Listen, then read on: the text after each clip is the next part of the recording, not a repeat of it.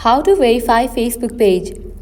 Let's get started. Launch your Facebook app. Make sure you have already logged into your Facebook account. You will land to the home page. Now head towards the menu page.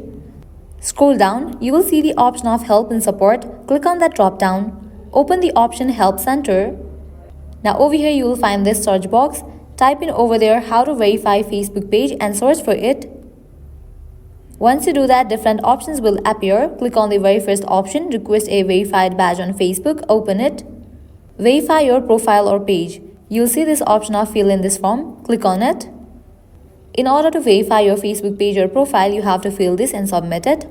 So firstly, what you have to select is what are you verifying. Select the page, click on this drop down and you can select your page. Now you have to confirm authenticity. You have to submit your document type. Likewise, you can select the category and then select your country, audience. Also, you are able to add up to 5 articles, social media accounts, and other links that show your profile or page is in the public interest.